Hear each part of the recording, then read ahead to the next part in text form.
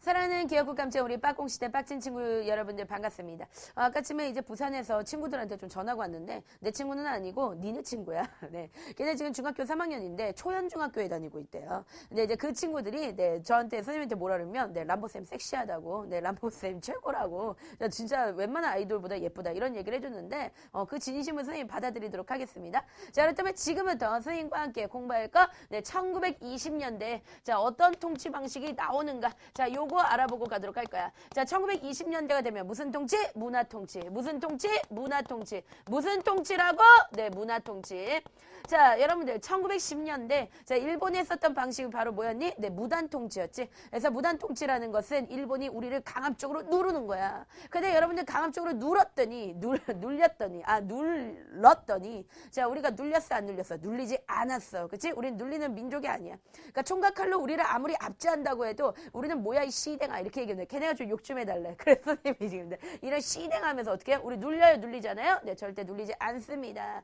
자, 그러다 보니 우리에게서 뭐가 일어났다? 3.1 운동이 일어났다. 자, 여러분들 요거 시험 문제 1타니까 반드시 꼭 기억하고 가야 돼. 자, 일본이 원래는 무단 통치를 했다. 그런데 이거를 문화 통치로 바꿨단 말이야. 자, 그렇게 될 수밖에 없었던 계기가 무엇이냐라고 물어본다면 자, 이거는 뭐라고 얘기해야 돼? 3.1 운동 땜시. 뭐라고? 3.1 운동. 그러니까 3.1 운동을 통해서 우리나라는 아무리 총각칼로 눌러도 눌리지 않는 민족이라는 걸 안 거예요. 그래서 총각칼이 아닌 뭔가 다른 방법을 써야 되겠다 해가지고 한 게 바로 뭐냐면 부드러운 문화 통치야. 그래서 여러분들 문화 통치 실제 일본이 굉장히 우리한테 잘해주는 겁니다. 나름대로 우리한테 계속 뭐 하는 거예요? 사탕을 주는 거예요. 근데 우리가 반드시 기억할 건 뭐냐면 얘네들이 미쳤다고 우리한테 사탕만 주겠냐? 얘네가 미쳤다고 우리한테 허니 버터칩만 주겠냐? 그렇지 않겠지? 자, 뒤에는 뭐를 숨기고 있는 거야? 그렇지, 칼을 숨기고 있는 거야. 왜냐면 잘해주다 보면은 좀 똘추 같은 놈들이 있어요. 그러니까 우리 민족 중에서도 좀 똘추 같은 사람들은 뭔가 얘네가 잘해주니까 일본 착하네? 역시 일본 착한가 보다. 얘네가 착해 안 착해? 안 착하지. 근데 걔네들한테 이렇게 흘러 들어가는 애들이 있다니까. 걔들이 바로 뭐가 되는 거야? 일본과 친한 애들. 바로 뭡니까? 친일파가 되는 거죠. 그러니까 한마디로 말하면 문화 통치 이거 잘해주는 거라지. 이거를 펼쳤던 일본의 목적이 있다. 그거는 바로 뭐냐면 친일파를 모하기 위해서 육성한다는 거죠. 그렇지만 친일파가 되는 사람들도 있겠지만 여전히 야 일본은 싸가지 없다. 지금 일본한테 넘어가서는 안 돼. 라는 그런 독립운동가들 또는 민족 지도자들 그 다음에 그런 사람들이 있을 거 아니야. 그렇다면 우리나라 자체가 원래는 하나였는데 이것이 어떤 친일파와 민족 지도자로 어떻게 될까? 이간질이 되고 나눠지겠죠. 그래서 여러분들 반드시 꼭 기억할 건데 문화통치라는 목적이 있습니다. 그거는 바로 왜 그러냐면 민족을 뭐 해버리기 위해서 분열시키기 위해서 뭐 하기 위해서 분열시키기 위해서. 그래서 우리는 문화 통치를 다른 말로 뭐라고도 부르냐면 민족 분열 통치다라고 얘기하고 이걸 통해서 민족을 뭐하기 위해서 이간질시키는 거야. 누구를 키움으로써? 친일파를 육성시킴으로써. 그래서 여러분들 조선총독부에서 그 당시에 내렸던 명령문에 어떤 말들이 있냐면 각종 종교 지도자들, 그 다음에 지식인들, 학생들, 그러니까 이 사람들이 어떻게 보면은 우리나라의 중심계층이라고 볼 수 있잖아. 거기에 그 사람들을 어떤 막 지원해주고 돈 주고 이런 식으로 해가지고 그 사람들을 친일파로 만들어라 이렇게 나옵니다. 그러니까 문화 통치를 한 목적이 있다. 그거는 바로 뭐냐면 그죠. 친일파를 육성하기 위해서다. 그래서 참고로 선생님이 얘기해주면 앞에 있는 무단 통치 같은 경우는 일본이 성공했어 실패했어? 그건 실패했어. 그치? 우리를 누르려고 했지만 우리가 뭐야 이 시댕아 하면서 눌렸어 안 눌렸어? 절대 눌리지 않았단 말이야. 그러나 뒤에 있는 문화 통치는 자 일본이 여러분들 성공했을까 안 했을까? 성공했죠. 그래서 이때 엄청나게 많은 친일파들이 미친 듯이 여러분들 나타나기 시작합니다. 자, 그러면 일본이 실제 문화 통치를 어떻게 했는지 자, 그 내용 한번 알아보도록 할 건데 자, 일단 여기서 여러분들 주목해야 될 거는 뭐냐면 실제 일본이 우리한테 많이 열어줬어요. 그러니까 뭔가 많이 부드럽게 해줬다는 거야. 그런데 실질적으로는 부드럽게 했을까 안 했을까? 안 했다는 거야. 선생님 분명히 얘기했지만 자, 문화 통치라는 것은 앞에서는 허니 버터칩을 준다니까 근데 뒤에는 뭐가 있다고? 칼이 있다니까. 알았지? 자, 그러면 우리가 지금부터 알아보겠어. 자, 일단 얘네들이 뭐라고 얘기하냐면 자, 총독을 뽑는 거야. 그런데 너희들 조선 총독부에 일본인 총독이 오지. 근데 대부분 그 총독은 다 누구냐면 군인 출신들이야. 그치? 그러니까 어떨까? 으악! 네, 무섭죠. 헐크같이 으악! 어떨까요? 무섭죠. 아! 무섭잖아. 그치? 그런데 군인 출신이 아니라 무슨 출신? 문관 출신. 문관 출신에 그 총독도 가능하다라고 그렇게 얘기한 거예요. 그러니까 가능하다는 얘기는 무슨 얘기냐면 문관 출신도 되고 그다음에 무관 출신들, 무관 바로 누굽니까? 군인도 되고 그러니까 둘 다 된다라는 그런 얘기야. 그런데 선생님이 그런 얘기를 했었지. 이거는 앞에서 대놓고서는 사탕을 주지만 뒤에는 뭐가 있다고? 칼이 있다고. 그 증거가 바로 뭐냐면 문관 출신의 총독을 임명할 수 있다라고 얘기했지만 한 번도 자 임명이 됐을까 안 됐을까? 네, 한 번도 단 한 번도 임명된 적이 없어요. 그러니까 이거는 우리를 갖고 완전 노는 거지, 그치? 우리 완전 개무시한 거죠. 자, 그런 다음에 얘네가 원래는 헌병 경찰 제도를 했지. 헌병 경찰 제도라는 것은 경찰이 뭐야? 헌병이야. 그러니까 즉 뭐냐면 군인이야. 그러니까 맨날 총 들고 이렇게 깝치고 돌아다녀요. 막 서든어택해요, 그렇죠? 그러니까 어때요? 경찰이 존니 무서워. 그래가지고 이거를 갖다가 뭐로 바꿨냐면 얘네가 보통 경찰제로 바꾼 거야. 자, 보통 경찰제라는 것은 자 경찰이 뭐야? 그냥 일반적인 보통 사람이라는 거야. 그러면 여러분들 생각할 때 이거 부드러워졌네 이렇게 생각할지 모르지만 실제는 그렇지 않아요. 왜 그러냐면 경찰의 인원과 경찰의 숫자죠. 그 다음에 이제 경찰기관이라고 한다면 바로 경찰서인데 이게 엄청나게 증가했어. 몇 배 증가했느냐? 기존의 숫자보다 2배 이상 증가했어요. 그러니까 여러분들 이것도 별로 좋다라고 그렇게 얘기할 수는 없어. 그 다음에 이제 일제가 무단통치 때 우리나라에 자유를 없앴지. 어떤 자유? 언론, 그 다음에 출판, 그리고 뭐 집회, 그리고 결사 이런 자유 자체를 갖다가 일본이 어떻게 했니? 아예 금지시키고 없애버렸잖아. 그런데 이 부분에 대해서 어느 정도는 허용을 해줬다. 자, 어떻게 허용을 해줬느냐? 언론, 출판, 집회, 결사의 자유를 인정을 해줬어요. 이제 인정해줬어. 그래서 그 인정을 해줬다는 증거 중에 하나가 바로 뭐냐면 신문을 만들게 해준 거야. 그래서 이때 만들어진 신문이 바로 뭐냐면 조선일보야. 그러니까 너희들이 조선일보는 알지? 이거는 실제 여러분들 아버지 중에서도 보는 사람들이 있을 거고 그다음에 여러분들이 뭐 텔레비전, TV조선 같은 거 이런 거 본 친구들도 있을 테니까 조선일보는 알 거야. 그치? 그런데 그 조선일보가 이때 만들어진 거야. 1920년대. 그러니까 일본의 허락하에 만들어진 신문 바로 조선일보. 이런 것도 만들어졌고 이때 또 하나의 일보가 만들어져요. 여러분들이 알고 있는 신문. 자, 뭘까요? 네, 동아일보입니다. 그래서 조선일보와 동아일보가 이때 나왔다. 여러분들 굉장히 중요해. 자, 일본이 문화 통치를 하면서 우리나라에서 신문을 만들도록 해줬어. 그래서 그때 만들어진 신문 2개. 시험 문제 잘 나오니까 반드시 기억해. 얘가 바로 뭐야? 조선일보와 동아일보라는 거야. 그런데 실제적으로는 뭐였냐면 신문을 만들 수는 있어. 근데 그때부터 뭐 하기 시작해? 사전검열이라는 제도가 생기기 시작해. 여러분들 사전검열이라는 것이 바로 뭐야? 그러니까 미리 신문의 내용을 읽어보는 거야. 근데 그중에서 일본 마음에 별로 들지 않아요. 그러면 어떻게 해? 야, 삭제? 이런 식으로 야, 딜리트. 바로 그렇게 얘기해버리는 거야. 즉 무슨 말이냐면 사전검열을 해가지고 실제 기사를 갖다가 삭제해버리거나 아니면 뭐 할 수 있냐면 정간, 그리고 아니면 뭐 할 수 있어? 폐간. 자, 정간이라는 것은 뭐야? 그치. 신문을 냈는데 잠시 쉬어라. 야, 내가 마음에 안 드는 내용들을 네가 넣었으니까 야, 쉬어. 이런 식으로 하는 거야. 폐간이라는 건 뭐야? 야, 없애. 이런 식으로죠. 이런 것들이 나타나기 시작한다는 거야. 그 다음에 또 얘네가 했던 것 중에 하나 뭐냐면 치안유지법이라는 것이 있어. 자, 이 치안유지법은 시험 문제 잘 나오니까 반드시 꼭 기억하고 갔는데 치안이라는 것이 바로 뭡니까? 쉽게 얘기해서 어떤 지역의 안전이라고 볼 수 있지. 그러니까 일본이 우리나라의 안전을 위해서 치안유지법이라는 걸 했다는 거야. 그러니까 자기네가 생각했을 때 불법적인 단체라고 생각하는 것들을 없애는 거예요. 근데 여러분들 그렇게 불법적인 단체가 아닙니다.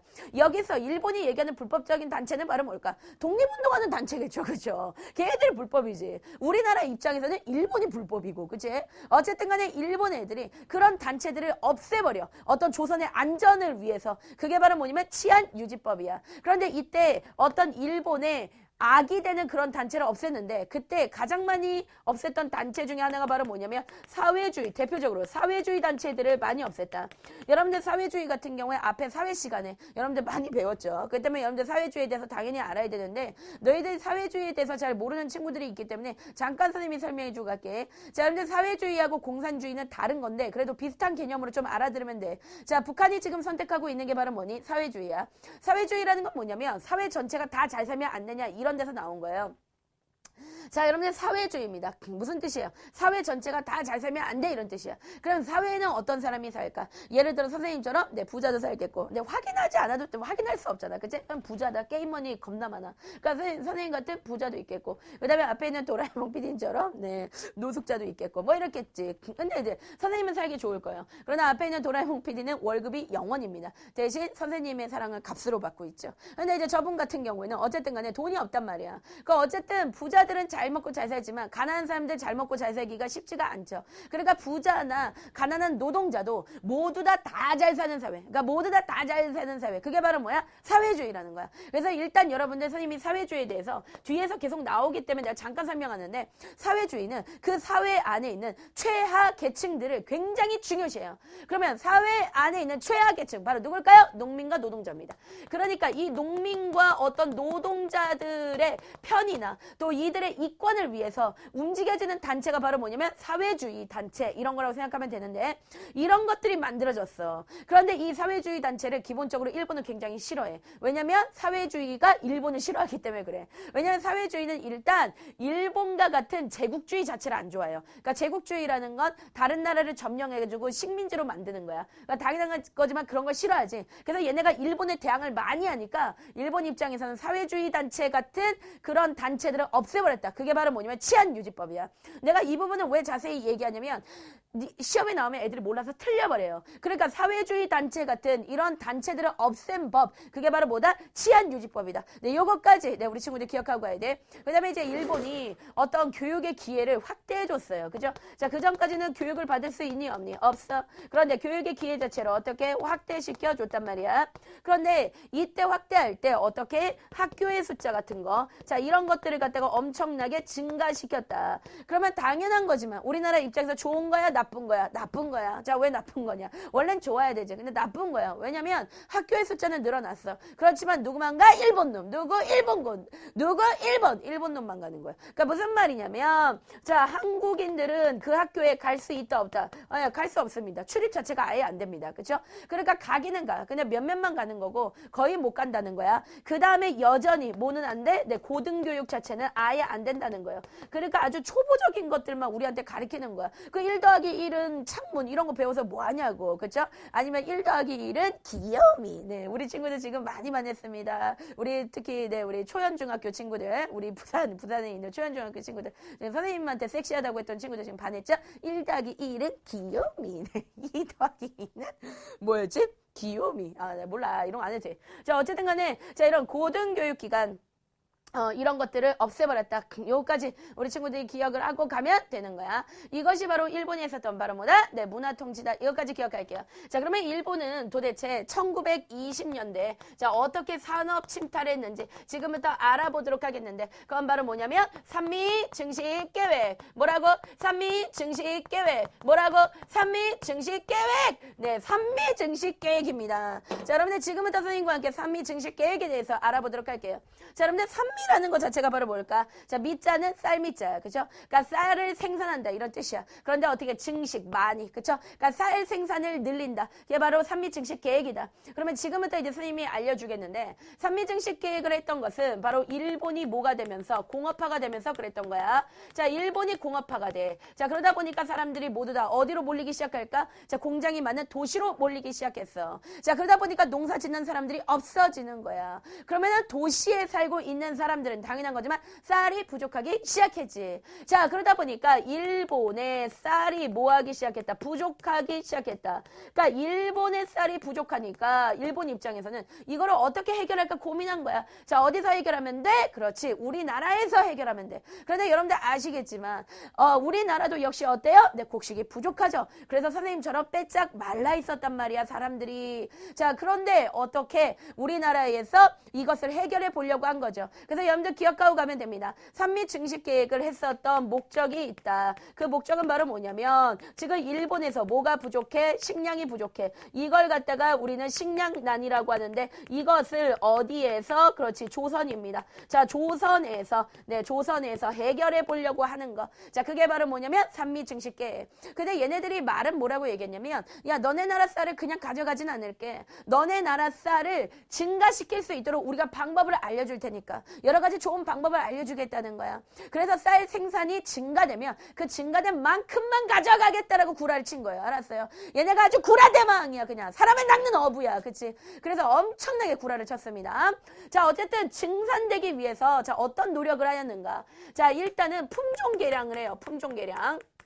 그래서 좀 더 이 쌀 종자가 뭔가 이제 그 쌀 곡식이 많이 나달이 많이 열리는 것 이런 식으로 이제 품종 개량을 했었고 자 그러거나 이제 어떠냐면 수리 시설 같은 거 있잖아요. 자 이런 것들을 갖다 확충했다. 이 수리 시설이라는 것은 이거는 물이야, 그치? 그러니까 물을 잘 댈 수 있는 저수지 같은 거 이런 것들을 만들었어. 그래야지만 이제 농사짓기가 굉장히 좋으니까. 그래서 품종 개량을 하거나 수리 시설을 확충하거나 이렇게 해가지고 어떻게 했냐면 쌀을 증식을 하려고 노력을 했지. 그러면 여기서 하나 선생님이 물어볼게. 자, 쌀은 증식됐을까 안 됐을까? 정답은 증식됐습니다. 알았죠? 그러니까 증식이 안 된 건 아니야. 증식이 되긴 됐다니까. 알았지? 그러나 기본적으로 자, 쌀을 증식한 증식량이 있을 거야. 그치? 그런데 일본이 목표로 잡은 목표량이 있었을 거야. 그쵸?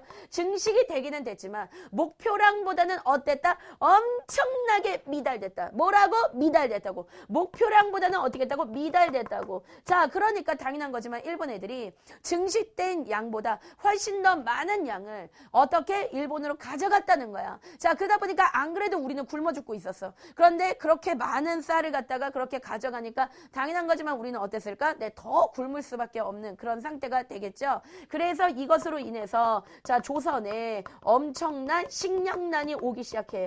사람들이 엄청나게 굶기 시작하는 거야. 그래서 안 되겠다 싶어가지고 그 당시에 이제 만주가 있는데 만주입니다. 여러분들 만주. 중국의 만주에서 뭐를 수입했냐면 잡곡. 네, 잡곡. 선생님이 싫어하는 거야. 난 쌀밥을 좋아해요. 네, 선생님은 이런 잡곡. 그 안에 막 콩 들고 팥 들고 왜 괴물 같아. 네, 선생님은 별로 안 좋아해요. 근데 어쨌든 간에 잡곡 이런 것들을 수입할 수밖에 없었어. 왜냐면 먹을 게 전혀 없는 그런 상태였으니까. 자, 그리고 또 일본 애들이 어땠냐면은 소작료를 엄청나게 증가시킨다. 자, 소작노라는 것은 바로 무엇이냐면 자, 그 당시에 농민들 중에서 땅을 가진 사람이 많아 아니면 안 가진 사람이 많아. 안 가진 사람들이 많지. 그러면 이 사람들은 땅을 빌려서 농사를 짓고 그다음에 그거에 대한 대가로 주인한테 내야 된단 말이야. 근데 대부분 그건 누구한테 낼까? 일본 사람들한테 내요. 그다음에 소작료는 이 당시에 돈으로 내는 것이 아니라 쌀로 내는 거야. 그러니까 내가 농사를 지어가지고 예를 들어서 10가마를 생산했다. 그럼 보통은 소작료를 이 당시는 몇 가마 정도 냈냐면 4가마를 내는 거야. 그런데 이 당시에 소작료로 8가마 이렇게 뜯어가는 거야. 그러니까 이건 미친 거죠. 그렇게 소작료를 많이 뜯어가고 있었던 그런 상태였어. 그러니까 어쨌든 간에 소작료 이런 것들이 증가되기 시작했어. 자, 그리고 또 이 쌀을 증산할 때 품종 개량하고 저수지 이런 거 만들고 그랬잖아. 그러다 보니까 쌀 증산할 때 그 비용이 있었을 텐데 이거를 우리나라 농민들한테 어떻게 전가하기 시작하는 거야. 전가라는 거는 밀어버렸다는 거야. 그러니까 농민들이 엄청나게 이거를 지금 낼 수밖에 없는 그런 상태가 돼버린 거죠. 자, 그러다 보니까 농민들은 더 이상 살 수가 있어 없어? 없는 거야. 자, 그러다 보니까 뭐가 돼? 유랑이에요. 유랑. 자, 유랑이라는 게 바로 뭡니까? 네, 이렇게 돌아다닌다 이런 뜻입니다. 그죠? 돌아다녀요. 그죠? 돌아다녀요. 네, 돌아다니고요. 자, 또는 뭐 한다? 화전민이 됐다. 자, 화전민이라는 것은 뭐야? 산에 들어가가지고 불을 파이어 이렇게 질러가지고 거기서 이제 농사를 짓거나. 자, 아니면은 어쩔 수 없이 또 어디를 갈 수밖에 없어. 만주, 연해주. 그죠? 자, 만주와 연해주로 뭐 할 수밖에 없다. 이동할 수밖에 없다는 거죠. 그래서 여러분들 우리가 이렇게 계보를 좀 보면 되겠어. 1910년대에는 일본이 우리나라에서 어떤 짓거리를 했다. 땅을 빼앗았잖아요. 그죠? 토지 조사 사업을 통해서 땅을 빼앗았어. 그치? 자, 그리고 나자 1920년대가 되니까 그 땅에서 나는 뭐를 빼앗아가기 시작한다? 네, 그쵸. 쌀을 빼앗아가기 시작했다는 그런 이야기입니다. 이런 식으로 흐름이 정리되기 때문에 여러분들 반드시 기억하고 가도록 합니다. 자, 1920년대가 되면 자, 1910년대 일본이 했었던 것 중에서 회사령이라는 거가 있었어. 자, 얘들아, 회사령은 뭐니? 예를 들어서 한국 사람들이 회사를 세우고 싶으면 조선총독부한테 허락을 맡아야 돼. 그치? 그러니까 회사를 세우기가 쉬워? 어려워? 어렵지. 그런데 1920년대가 되니까 세상에 무슨 일이 생기냐면 회사령이 뭐 됐다? 폐지됐다. 뭐라고? 폐지. 뭐? 폐지. 뭐? 폐지. 회사령이 폐지됐다고. 그러면 너희들이 생각할 때는 어떤 느낌이 드냐면 와, 이거 잘 된 거 아니야? Yeah, good, so much, yeah. 네, 우리 친구들 와, 겁나 잘 됐네 막 이렇게 생각할지 모르지만 이건 잘 됐다라고 볼 수 없어. 회사령이 폐지됐어요. 자, 그러니까 이제부터 뭐 하냐면 신고제예요. 그러니까 신고제라는 건 뭐냐면 그냥 신고만 하면 회사를 다 세울 수 있어요. 이거의 목적은 한국인들을 위한 게 아니다. 이것으로 인해서 어떻게 됐다? 일본인들이 기업을 세우는 것 자체가 어땠다? 굉장히 쉬워졌다는 거야. 일본인들이 기업을 많이 세울 수가 있게 된 거야. 왜? 그냥 신고만 하고 자기가 기업 세워놓고 야, 나 기업 세웠어. 이렇게 신고만 하면 땡이니까. 그러니까 즉 다시 해서 일본인들의 기업이 우리나라에서 엄청나게 증가되는 계기가 되었던 거. 바로 뭐다? 회사령이 폐지된 사건이다. 내가 선생님이 여기서 한 가지만 얘기해 줄게. 자, 1910년대는 어떻게 했다? 회사령이라는 게 있었죠. 그때는 무슨 제? 정답은 허가제였지. 그런데 1920년대는 이 회사령이 어떻게 된다? 폐지되고 신고만 하면 뭐 할 수 있어? 회사를 세울 수 있다. 자, 요거까지 정리하고 가도록 하겠습니다. 자, 1920년대입니다. 자, 여러분들 1920년대라고 한다면 딱 봐도 알겠지만 일본이 우리를 살살살 뭐 해주기 시작해요? 네, 풀어주기 시작하죠. 네, 지금 선생님은 휴지를 풀고 있어요. 네, 코를 풀고 있고요. 자, 어쨌든 간에 일본은 우리를, 자, 뭐라고요? 팬이 좀 닥치고 있어. 자, 그래가지고 어쨌든 간에 지금 나를 혼란하게 하지마. 닥쳐! 네. 선생님을 때리면 닥초가 됩니다. 닥쳐가 돼요. 왜 그럴까요? 네. 그건 나중에 얘기해 줄게요. 자, 어쨌든 간에, 자, 1920년대 일본이 우리나라에서 문화 통치라는 걸 하기 시작했어. 지금 무슨 말이냐면 조금 우리한테 잘해주기 시작했단 말이야. 그래서 우리가 좋다. 그렇다면 1920년대 일본이 우리한테 잘해주니까 그 틈을 타가지고 우리도 뭔가 좀 해보자라고 하기 시작해. 그러면서 1920년대에 새롭게 나타난 민족운동의 방식이 있다. 자, 그 민족운동의 방식은 크게 두 가지 흐름으로 나타나니까 우리 친구들이 꼭 기억하고 가는데요. 자, 첫 번째는 바로 뭐냐면 민족주의라는 것이 나타나기 시작합니다. 민족주의. 그 다음에 두 번째는 바로 뭐냐면 사회주의라는 것이 나타나기 시작해. 그래서 여러분들 민족주의라는 것은 쉽게 얘기해서 우리 민족이 잘 먹고 잘 살자 이거야. 그래서 우리 민족이 잘 먹고 잘 살기 위해서는 당연한 거지만 민족에 뭐가 업돼야 돼? 실력이 업돼야 돼. 그렇죠? 우리의 실력이 업된다면 우리는 어떻게 잘 살 수 있어. 그래서 우리 민족이 잘 사는 방법은 민족의 뭐다? 실력이 어떻게 크는 거. 그걸 갖다 뭐라 그래? 양성이라고 그러지. 그래서 우리는 이걸 갖다가 민족 실력 양성 운동이라고 합니다. 뭐라고? 민족 실력 양성 운동. 뭐라고? 민족 실력 양성 운동. 민족 실력 양성 운동. 반드시 기억하고 가. 그 다음에 두 번째 사회주의인데 이거는 1920년대가 되면서 이 사회주의 자체가 점차 어떻게 되면 유입되기 시작했는데 이 사회주의는 어디서 먼저 시작된 거냐면 소련에서 먼저 시작된 거야. 그래서 소련에서 노동자들과 농민들을 중심으로 해가지고 걔들이 사회주의 혁명을 막 일으켜버려. 그래서 여러분들 소련은 원래 공산주의를 했잖아요. 사회주의에 그런 국가가 들어서잖아. 그치? 그런데 사회주의가 말만 들어봤을 때는 네, 굉장히 좋죠. 그리고 사회주의 자체가 좋은 거야 나쁜 거야? 나쁜 건 아니야. 이거 좋은 거야. 그러나 그거를 선택한 나라가 북한 이런 나라여가지고 우리가 볼 때 겁나 이거 안 좋네. 와 무섭다. 이렇게 생각할 수 있지만 실제 사회주의 자체는 나쁜 건 아니에요. 이론상으로 얘기했을 때. 왜? 농민과 노동자도 잘 살면 안 되냐 이런 거지. 오히려 이거는 굉장히 감동이지. 그치? 그래서 이 사회주의 사상 자체는 선생님처럼 매력적이었기 때문에 자 이것은 소련부터 시작돼서 어디로 전파되기 시작하냐면 우리나라까지 들어온다. 그래서 너희들 꼭 기억해야 돼. 1920년대 사회주의 사상이 우리나라에 어떻게 했다? 들어왔다. 유입되었다. 사회주의 뭐가? 사상이 우리나라에 어떻게 됐다? 유입되었다. 굉장히 중요한 거야. 특히 누구를 중심으로? 이걸 누가 받아들일 수 있겠니? 청년들이 받아들여. 청년들이. 그럼 누가 받아들일까? 당연한 거지만 이런 어떤 사상을 받아들이는 건 지식인들이 받아들이겠죠. 그렇기 때문에 농민과 노동자를 잘 살게 하기 위한 어떤 운동이 나타나기 시작하냐면 사회운동들이 발생하기 시작해요. 그래서 여러분들 요거 시험제 1타니까 반드시 기억해야 돼. 자, 우리가 1920년대가 되면은 민족주의자들이 나타나고 사회주의자들이 나타나. 두 개의 부류 꼭 기억해야 돼. 알았니? 민족주의자들이 하기 시작한 건 뭐야? 민족실력 양성운동이야. 그 다음에 사회주의자들이 한 거 뭐야? 사회운동이야. 알았지? 자, 그러면 앞으로 와서 지금부터 선생님이 각각 어떤 운동들이 있었는지 잠깐 좀 정리해드리고 가도록 하겠습니다. 자, 민족주의자들이 했다. 선생님이 뭐라고 얘기했었지?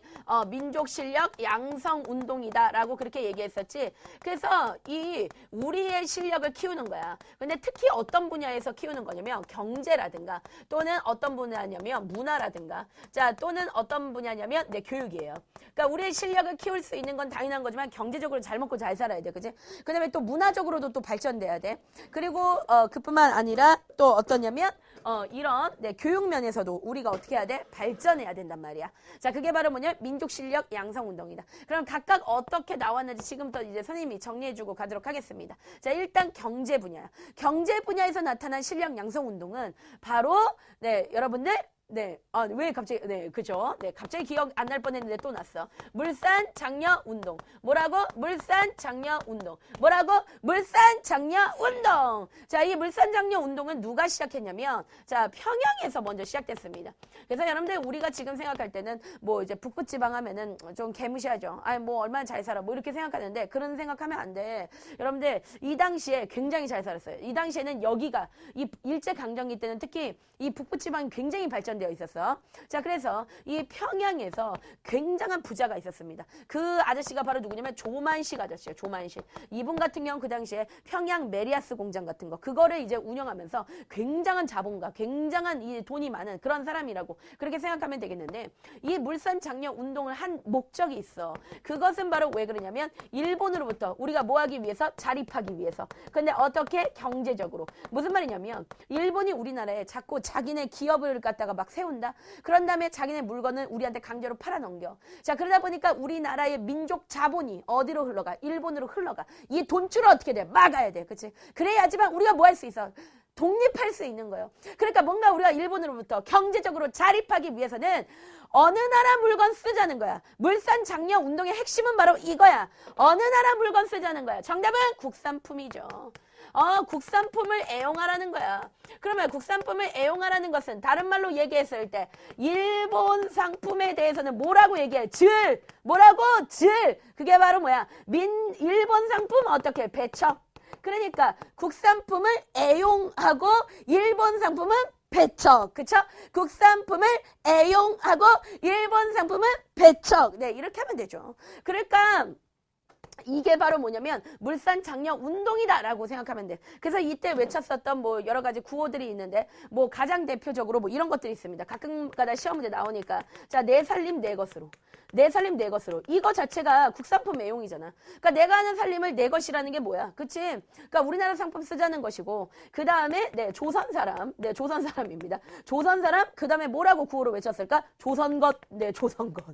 조선 사람 뭐라고? 조선것. 네, 이런 식으로 여러분들 이런 구호들이 나온단 말이야. 이런 게 나오면 여러분들 물산장려 운동이라고 생각하시면 되고 그 다음에 이거는 포스터가 굉장히 시험지에 잘 나와요. 근데 이제 포스터를 보면은 거기에 물산장려 운동이라고 써있어. 그러면 그건 뭘까? 물산장려 운동이야. 알았어? 그 다음에 또 포스터를 보면은 어떤 언니가 나와. 그런 다음에 광목이라고 해가지고 그 광목이 바로 뭐냐면 일종의 수건 같은 거예요. 그러니까 면이에요. 근데 그거를 이렇게 들고 우리 손으로 맹그른 광목 이렇게 써 있습니다. 우리 손으로 만들었다. 바로 뭘까요? 네, 물산장려 운동에 대해서 나타내고 있는 거기 때문에 이 그림들이 시험 문제 굉장히 잘 나오니까 반드시 꼭 기억을 하고 지나가 줘야 되는 거야. 자, 결과적으로 얘기하겠습니다. 물산장려 운동은 자, 성공했을까요? 실패했을까요? 실패. 자, 이건 당연히 실패. 왜 실패해? 네, 얘가 뭐하니까? 방해하니까. 일본 애들은 네, 늘 언제나 방해하는 그런 디지몬 같은 놈들입니다. 알았죠? 디지몬, 디질레? 네, 디지몬, 디질랜드. 네, 우리 디지몬 같은 일본이 뭐 했기 때문에? 방해했기 때문에 물산장려 운동 뭐 했다? 네, 실패했다. 우리 그렇게 보고 가면 될 거예요. 자, 그 다음에 여러분들 교육적인 측면에서 나왔던 것이 바로 뭐냐면 자, 밀립대학 설립 운동이야. 뭐라고? 밀립대학 설립 운동. 이런 것들이 지금 뭐 이름들이 길죠. 근데 이제 우리 친구들이 생각할 때 아씨 이름이 왜 이렇게 길어? 이렇게 생각하는데 선생님은 이런 얘기하고 싶네. 미리미리 공부하지. 네, 그래서 내가 그런 것도 있지만 솔직히 선생님 그렇다. 이거는 반드시 여러분들 우리의 역사고 또 우리의 가슴 아픈 그런 순간들입니다. 이거를 여러분들 반드시 기억을 해줘야 되죠. 그리고 그 순간에도 역시 우리나라를 위해서 목숨 바친 사람이 있는데 이거 길다고 얘기할 수 있겠느냐고. 그치?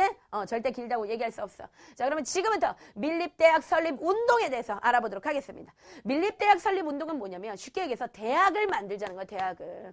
자, 일본 애들이 학교를 만들긴 했지만 학교에 갈 수 있어 없어? 없단 말이야.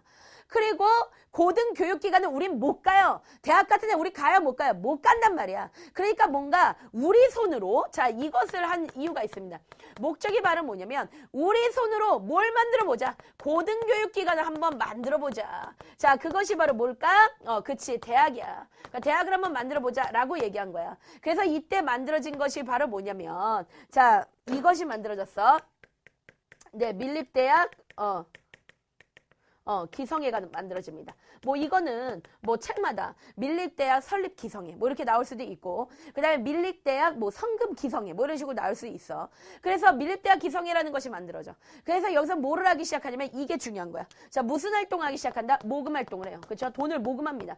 그래가지고 굉장히 많은 돈들이 생각보다 많이 모금됐어. 왜냐면 어른들이 생각할 때 그래 우리 자식들을 잘 길러야지 가르쳐야지 이런 생각이 든 거야. 우리나라 하면 또 여러분들 교육열이 워낙 세잖아.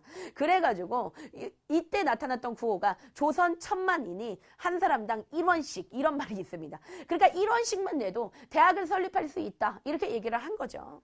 자, 그런데 결과적으로 얘기했을 때 자, 이거는 성공해서 실패했어? 네, 이거는 기본적으로 실패했다. 자, 그렇다면 왜 실패했는가? 첫 번째 이유는 당연한 거죠. 뭘까? 네, 일본의 뭐야? 방해. 뭐라고? 일본의 방해. 이런 디지몬 같은 애들. 야, 일본이 뭐 했다? 방해했다는 거야. 그때 당시에 이제 일본이 경성제국대학이라는 대학을 만들어요. 그래서 뭐라고 얘기하냐면 야, 우리가 대학 만들었다. 야, 우리가 대학 만들었으니까 너네가 무슨 대학을 굳이 만들어? 여기 다녀. 이런 식으로 한 거야. 근데 우리 갈 수 있을까 없을까? 뭐 없지. 그치? 그러니까 또 생구라를 겁나 친 거야. 구라대마왕이야. 그래서 일본이 방해했고 그 다음에 두 번째는 말은 뭐냐면 그때 우리나라에서 전국적으로 이렇게 슬플 수가 없어요. 그냥 역사가 너무 슬퍼. 수해가 일어나. 그 다음에 또 뭐가 일어났을까? 가뭄이 일어나. 그러니까 무슨 말이냐면 지금 사람들이 모금 활동을 하니까 돈을 내야 돼. 근데 어때? 존니 가난해. 그치? 막 집안에 물이 가득해. 그치? 그럼 막 가뭄이 들어서 먹을 게 없어. 근데 돈 좀 주세요. 그러면은 바로 뭘까? 염장질이냐 짜식아 이렇게 될 거야. 그치? 그러니까 돈을 낼 수 있어 없어? 없어. 그래서 모금 활동 자체가 어떻게 실패로 딱 끝나버렸기 때문에 밀리대학 설립 운동도 역시 실패로 끝났다는 거야. 자, 그 다음에 이제 선생님이 얘기해 줄 거는 바로 뭐냐면 자, 농촌 계몽 운동이 나타나기 시작한다. 그래서 아무래도 이제 농촌에 있는 사람들이 낫 놓고 자, 여러분들 낫이 어떻게 생겼니? 네, 이게 낫이죠. 혹시 낫을 모르는 친구들이 있을까봐 낫인데 낫 놓고 기역자도 모르는 사람들이 굉장히 많았어. 그렇기 때문에 이 농촌 사람들을 가리켜야 되겠다. 어떤 글자를 모른단 말이야. 그렇게 글자를 모르는 사람들을 우리가 뭐라 부르지? 문맹이라고 하지. 그래서 문맹 또는 뭐라 그래? 까막눈이라고 하죠. 그러니까 까막눈들이 겁나 많았어요. 그래서 이거를 좀 가리켜야 되겠다. 그래서 그때부터 하기 시작한 게 바로 농촌 계몽 운동인데 그때 농촌 계몽 운동으로 했었던 것이 자, 문자 뭐였냐? 문자 보급 운동이라는 것을 하기 시작했다. 자, 그래서 문자 보급 운동은 누가 하기 시작했냐면 언론기관이 했는데 자, 조선일보가 있었고요. 자, 그리고 여러분들 동아일보가 있었어. 자, 그런데 조선일보는 그 당시에 얘가 했던 게 문자 보급 운동이야. 이게 문자 보급 운동. 문자 보급 운동. 그냥 이거 그대로 이름을 갖다 쓰면 돼요. 조선일보에서 계속 글씨를 가리켰어. 그걸 갖다 우리는 문자 보급 운동이라고 얘기하고 그 다음에 동아일보에서 했던 것이 바로 네, 분화로드 운동이야. 분화로드 운동도 바로 분화로드라는 말 자체가 민중 속으로 이런 뜻이야. 그러니까 민중 속으로 들어가서 민중한테 뭘 가리킨다는 거야. 글자를 가리키겠다는 거야. 그러니까 이 운동이나 그냥 똑같은 운동이라고 생각하면 돼. 그러나 시험 문제는 이거는 확실히 구별한다. 어떻게 구별하냐면 조선일보에서 분화로드 운동했다. 맞아 틀려? 틀려.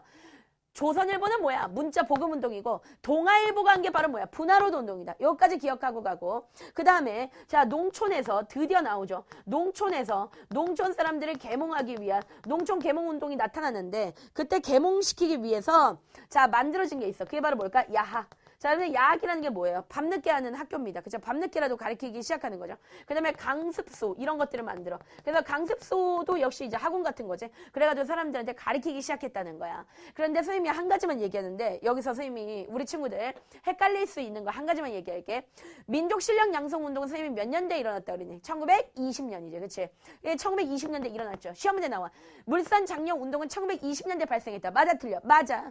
그리고 밀립대학 설립 운동은 1920년대 발생했다. 맞아, 틀려? 맞아. 그런데 자, 아니 그리고 네, 그런데 왜 벌써 이제 답을 눈치채는데 자, 농촌 계몽 운동과 같은 이런 언론 활동, 문자 보급 운동 이런 것들 자, 이런 것들은 1920년대에 일어났다. 정답은 아니야. 이건 언제 일어나냐면 1930년대에 일어났어. 그러니까 한마디로 말하면 1930년대에 일어난 민족 실력 양성 운동의 하나야.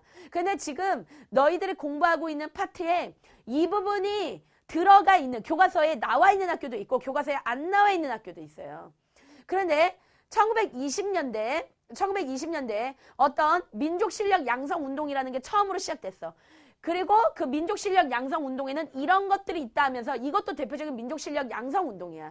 근데 민족 실력 양성 운동에 대표적으로 이런 것들이 있다 소개된 책도 있어. 그러나 어떤 책에서는 이거를 다음 단원에서 나와요. 왜냐면 이거는 민족 실력 양성 운동의 한 모습이긴 한데 이거는 언제 발생했어? 혼자 1930년대 발생했기 때문에. 알았지? 그래서 그 부분에 대해서는 헷갈려 하지 마. 그러니까 여기까지는 언제 발생했다? 1920년대. 그런데 요거는 민족 실력 양성 운동이긴 하지만 언제 발생했다? 1930년대. 언제? 1930년대. 그러니까 이거 헷갈려 하지 마. 그러니까 이런 부분들을 잘 모르고 지나가기 때문에 너들이 문제 나오면 그냥 막 틀려버리는 거야. 알았어? 자, 그러면 이번에 선생님과 함께 자, 뭐에 대해서 얘기할 거냐면 노동운동에 대해서 사회운동에 대해서 알아보고 가도록 하겠습니다. 자, 사회운동은 총 우리가 4가지 사회운동을 배울 건데 자, 첫 번째는 뭐에 대해서 공부할 거냐면 자, 노동운동 말고 자 농민운동에 대해서 배울 거야. 그런데 여러분들 농민들은 대부분 그 당시에 굉장히 가난했어. 자기 땅이 있을까 없을까? 없어요. 그러면 다른 사람의 땅에서 거기서 겁나 뭐 하는 거야? 삽질해서 농사 지어가지고 먹고 사는 거야. 자 이런 불쌍한 사람들을 뭐라 그래? 도라에몽 PD? 아니지. 뭐라 불러? 소작농. 소작농이라고 불러요. 그죠? 그렇기 때문에 이 소작농들이 더러워서 못 살겠네! 라고 얘기하면서 왜!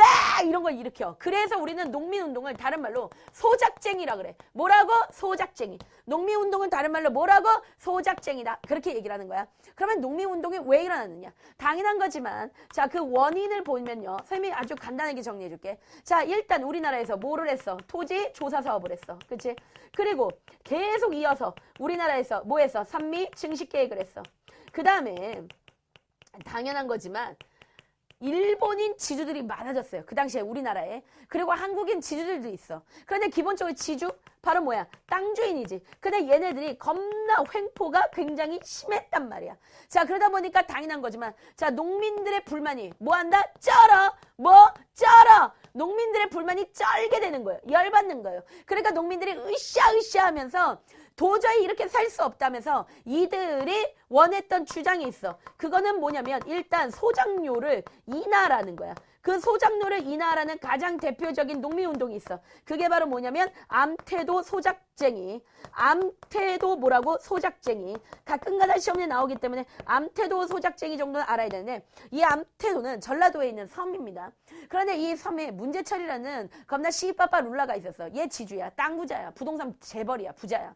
그 암태도에 있는 80% 정도 되는 땅은 다 얘 땅이에요. 그러니까 여러분들 보통 사람이 아니야. 얘는 보통 놈이 아닌데 얘가 어떻게 했냐면 소작농들한테 야, 너 농사 지어. 그리고 네가 농사 지은 걸 80%를 나한테 세금으로 내라. 또라이죠. 그렇죠. 80%. 그거 다 처먹어서 뭐 하려고. 그치? 선생님처럼 소식해야지. 어떻게 했느냐? 80% 나한테 내라! 라고 그렇게 얘기한 거야. 도저히 그렇게 살 수 있니 없니? 없잖아. 그래서 어떻게 했냐면 40% 인하라고. 계속 농민들이 40% 인하해. 40% 인하해. 40% 인하해. 말 들어줄까 안 들을까? 안 들어줘. 게다가 재판을 했어. 근데 재판에서 일본이 뭐라고 얘기냐면 일본이 재판을 하지. 근데 뭐라고 얘기했냐면 야 그냥 80% 내라고 얘기하는 거야. 일본 입장에서 그렇게 얘기할 수밖에 없지. 왜? 일본인 지주가 많으니까.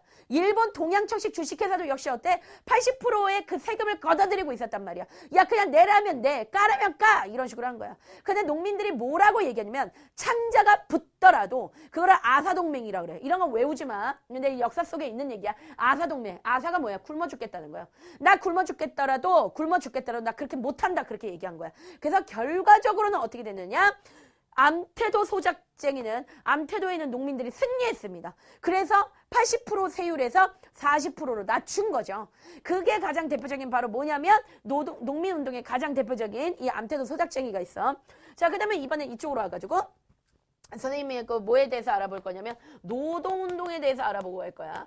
자, 여러분들 노동운동은 이거를 갖다가 우리는 뭐라고 얘기하냐면 노동자들이 했기 때문에 우리가 노동쟁이라고 그렇게 얘기하는 거야. 그러면 도대체 왜 노동운동을 벌일 수밖에 없었을까? 당연한 거지만 그때 당시에 일본인 회사들이 우리나라 사람들을 겁나 뭐하기 시작했을까요? 차별 대우가 진짜 쩔었어요. 차별 대우를 너무 심했어.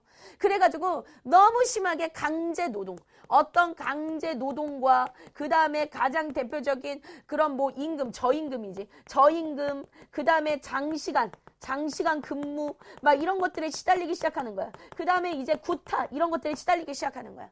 자, 그러다 보니까 노동자들 입장에서 어때? 굉장히 열받는 거지. 그래서 우리가 열심히 일했으니까 그거에 대한 대가를 달라라고 얘기한 거야. 근데 이것이 빵 하고 터진 사건이 있어요. 이 사건이 시험제 1타니까 반드시 기억하는데 그게 바로 뭐냐면 원산 총파업 사태입니다. 이 원산 총파업 사태는 그 당시 이제 우리나라 그 원산이 있는데 그 회사, 영국계 회사가 하나 있었어. 그 회사의 이름이 바로 뭐냐면 라이징 선! 네, 라이징 선이라는 회사예요. 라이징 선. 그런데 거기는 석유 회사야. 그런데 그 회사의 감독은 일본인이었어. 근데 그 일본인들이 한국 노동자들을 고용하고 그 다음에 데려다가 엄청나게 때린 거예요. 그냥 무슨 말만 하면 그냥 싸대기 때리고. 여러분들 생각해 보세요. 그냥 다른 부위마저도 열받아. 근데 여러분들 싸대기를 팍 때렸다고 생각해봐. 어때? 열받아. 근데 맨날 때리고 막 정말 발로 밟고 그러던 상황 속에서 어떤 노동자가 죽도록 맞았어. 그래서 죽기 직전까지 맞은 거야. 그거를 보고 있었던 다른 한국 노동자들 입장에서 어떨까? 붕괴했겠지. 야, 정말 이대로는 못 살겠다. 더 이상 이대로 못 살겠으니까 우리한테 원래 줘야 되는 월급 제대로 주고 우리 더 이상 때리지 마. 야, 우리도 인간이야. 우리 개돼지 아니란 말이야. 그러면서 노동자들을 170명이 여러분들 일어났습니다. 그래서 어땠냐면 얘네가 좋아 그러면 그렇게 할게 라고 해놓고 약속을 지켰을까 안 지켰을까? 안 지켰어요. 자, 그러자마자 원산에 있었던 노동자들이 야, 우리가 이러고 있어도 되겠어? 라고 얘기하면서 3,000명이 일어났어. 그러니까 여러분들 확실히 북한 사람들 굉장히 화끈해. 3,000명이 일어났고 그들의 가족까지 하면 한 10,000명 정도 되죠. 그때 당시에 이제 원산 지역에 살고 있었던 사람들의 인구수가 한 300만 명 정도 되니까 그 중에 10,000명 정도가 일어나가지고 내가 죽더라도 결상전이었어요. 결상전. 죽어도 좋으니까 정말 제대로 된 월급을 내가 받고 싶다. 제대로 된 인간적인 대우를 받고 싶다. 라고 했던 게 바로 뭐냐면 원산 총파업 사태야. 물론 이거는 여러분들 실패로 끝났어. 그러나 가장 대표적인 바로 뭐지? 노동쟁의의 가장 대표적인 모습이야. 근데 이때 시험 문제 뭐가 잘 나오냐면 농민운동이나 또는 노동운동이나 요거에 공통점이 있어요. 자, 처음에는 뭐냐면 약간의 생존권 투쟁이야. 약간의 처음에는 어떤 모습이야? 생존권 투쟁이야. 야, 나 지금 이렇게 하면은 못 살거든. 야, 나 이렇게 하면 굶어 죽거든. 야, 이렇게 도저히 못 하겠거든. 월급 좀 줘. 이런 식이야. 그치? 그런데 이 생존권 투쟁에서 점차 무슨 감정? 반일 감정이지. 그래, 일본 너 때문이야. 즉 무슨 말이냐면 일본에 대한 저항, 일본에 대한 어떤 저항으로 변하게 되는, 저항운동으로 바뀌게 된다는 거야. 일종의 독립운동 같은 그런 모습을 바뀐다는 거야. 그래서 이제 나중 되면은 이 농민과 노동자들 더 멋있게 변합니다. 그래가지고 얘네들이 이제 막 총 이런 걸 무장해가지고 막 일본하고 시가전을 벌이고 막 전쟁을 하고 막 그렇게 되거든요.